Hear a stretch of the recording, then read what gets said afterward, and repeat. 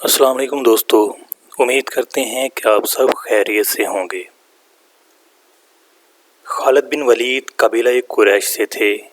اور آپ کا شجرہ نسب 7ویں پشت میں پیغمبر اسلام حضور محمد رسول اللہ صلی اللہ علیہ وآلہ وسلم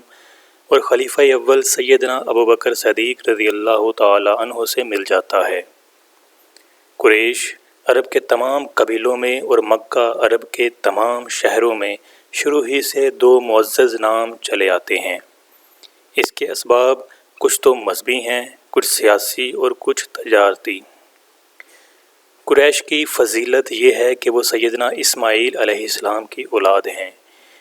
مکہ جو آج عرب کے تمام شہروں میں سب سے زیادہ بارونق اور پرعظمت شہر ہے، انہی کے جد امجد سیدنا اسماعیل اور ان کی والدہ ماجدہ سیدہ ہاجرہ سلام اللہ علیہا کے دم قدم کی برکت سے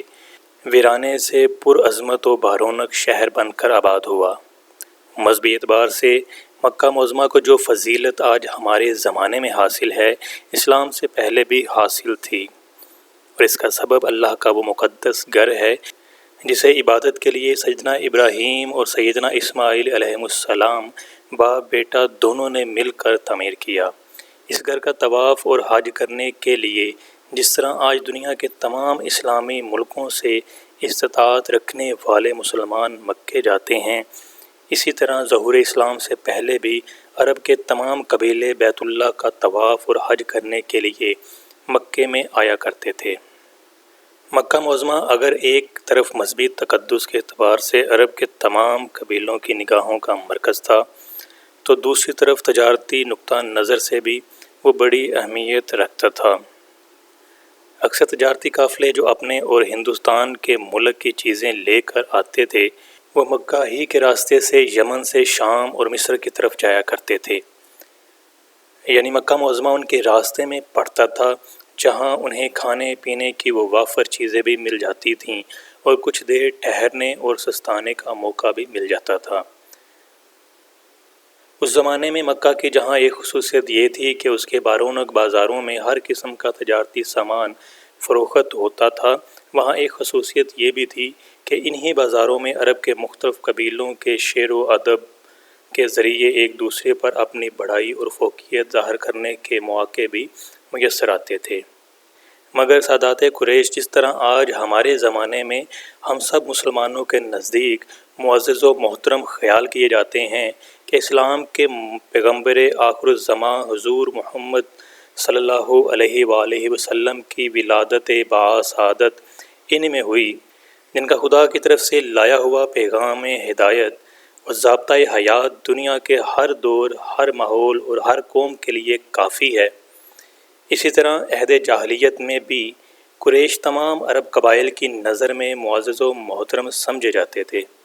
کیونکہ اپنی گوناگون خوبیوں کے باعث مکہ کی سرداری انہی کو حاصل تھی، اور یہی بیت اللہ یعنی کعبہ کے متولی تھے۔ اس گھر کا طواف اور حج کرانے کا انتظام انہی کے ہاتھ میں تھا۔ قبیلہ قریش اصل میں عرب کا ایک بہت بڑا قبیلہ ہے جو 10 بڑے بڑے خاندانوں پر پھیلا ہوا ہے۔ ان میں سے بعض خاندان تو اپنے ذاتی اوصاف اور شخصی کمالات کے باعث بے حد شہرت رکھتے ہیں، جیسے حضور پیغمبر اسلام کا خاندان بنی ہاشم، جو اہل قریش میں اپنی سخاوت و شجاعت کے اعتبار سے بے حد مشہور خاندان ہے۔ اسی طرح اہل قریش کا ایک مشہور خاندان بنی مخزوم تھا، جس سے خالد بن ولید تعلق رکھتے تھے۔ قبیلہ قریش کا یہ مشہور خاندان شجاعت اور فراست کے اعتبار سے اپنا ایک خاص مقام رکھتا ہے۔ شجاعت اور بہادری کے لحاظ سے تو اس کا اندازہ خالد بن ولید کی فتوحات سے کیا جا سکتا ہے، جس کے یہ ایک فرد ہیں۔ شجاعت اور بہادری کے لحاظ سے تو اس کا اندازہ خالد بن ولید کی فتوحات سے کیا جا سکتا ہے۔ رشتے ناطے کے لحاظ سے دیکھا جائے تو بنی مخزوم کو اس معاملے میں بجا طور پر فخر حاصل ہے کہ پیغمبر اسلام کی دادی جان فاطمہ بنت عمرو انہی میں سے تھیں، اور یہ کہ پیغمبر اسلام کی پھوپھی بنت عبد المطلب بنی مخزوم ہی کے ایک فرد ابو امیہ بن مغیرہ یعنی خالد بن ولید کے سگے چچا سے بیاہی ہوئی تھی۔ اس کے علاوہ خود پیغمبر اسلام کی ازواج مطہرات میں سے حضرت ام سلمہ اور خالد بن ولید کی سگی خالہ حضرت میمونہ رضی اللہ تعالی عنہا بنی مخزوم ہی سے تھیں۔